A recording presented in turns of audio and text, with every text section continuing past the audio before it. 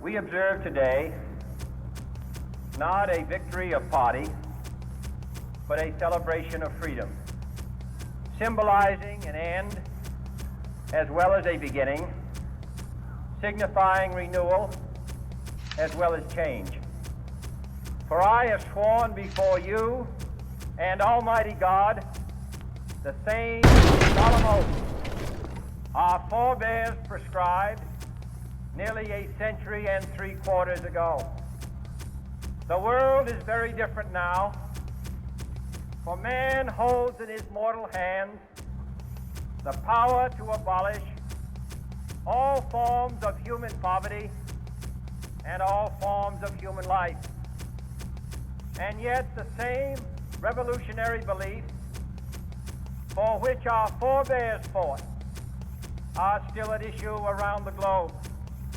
The belief that the rights of man come not from the generosity of the state, but from the hand of God. We dare not forget today that we are the heirs of that first revolution.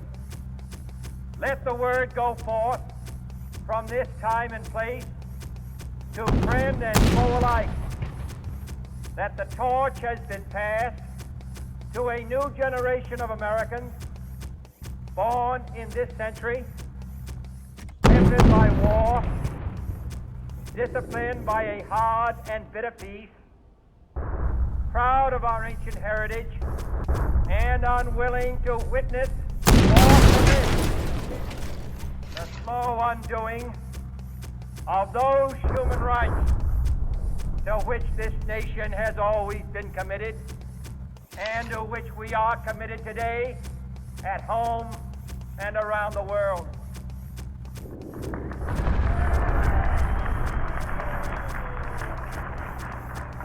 Let every nation know, whether it wishes us well or ill, that we shall pay any price, bear any burden, meet any hardship, support any friend, oppose any foe to assure the survival and the success of liberty.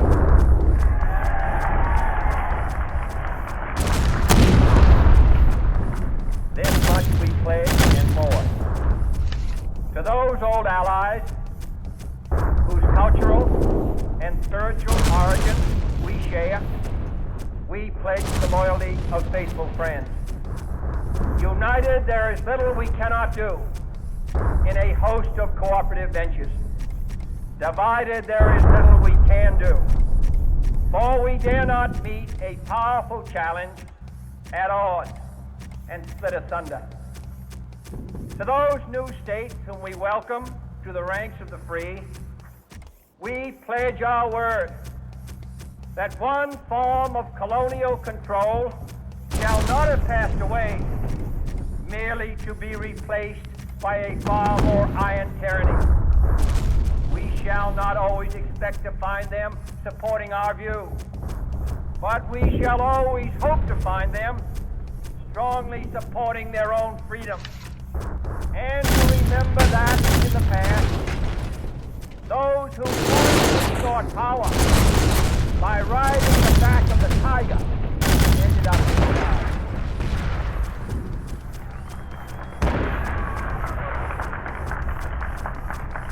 To those people in the huts and villages of half the globe struggling to break the bonds of mass misery, we pledge our best efforts to help them help themselves for whatever period is required, not because the communists may be doing it, not because we seek their votes, but because it's right.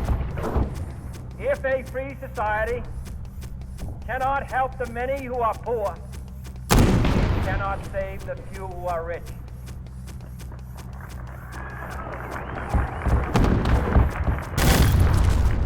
To our sister republics south of our border, we offer a special pledge to convert our good words into good deeds, in a new alliance for progress, to assist free men and free government in casting off the chains of poverty. But this peaceful revolution of hope cannot become the prey of hostile powers.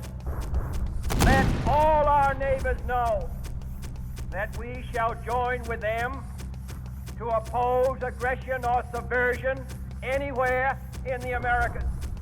And let every other power know that this hemisphere intends to remain the master of its own house.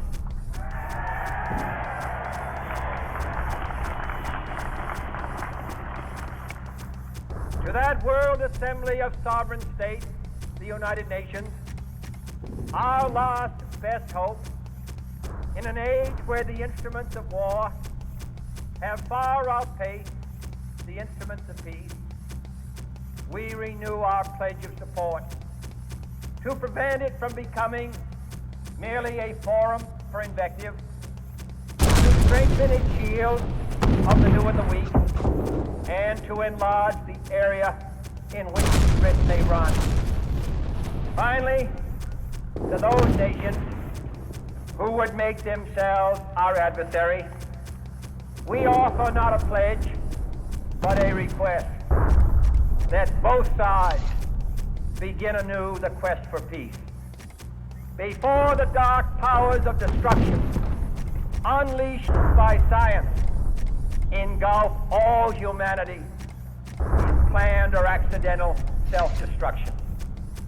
We dare not tempt them with weakness, for only when our arms are sufficient beyond doubt can we be certain beyond doubt that they will never be employed.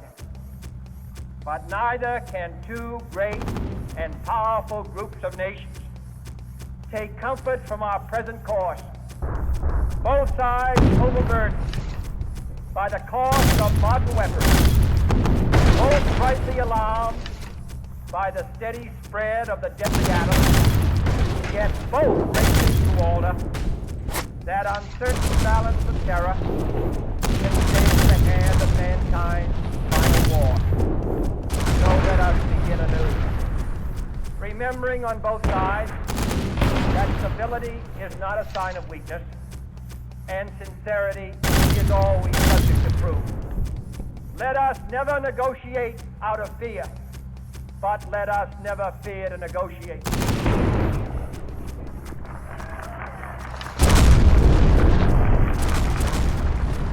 Let both sides explore what problems unite us, instead of belaboring those problems which divide us. Let both sides, for the first time, formulate serious and precise proposals for the inspection and control of arms, and bring the absolute power to destroy other nations under the absolute control of all nations.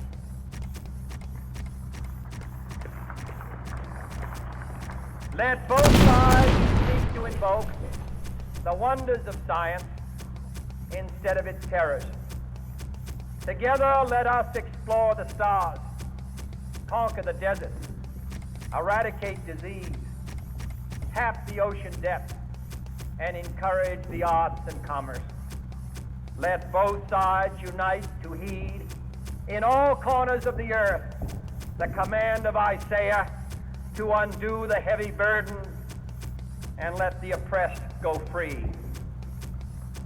And if a beachhead of cooperation may push back the jungle of suspicion, let both sides join in creating a new endeavor, not a new balance of power, but a new world of law, where the strong are just and the weak secure, and the peace preserved.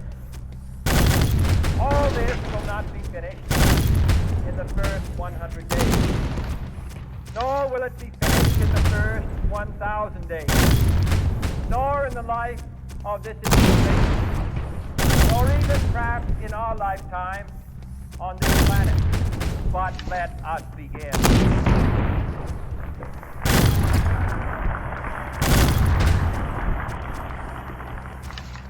In your hands, my fellow citizens, more than mine, will rest the final success or failure of our course.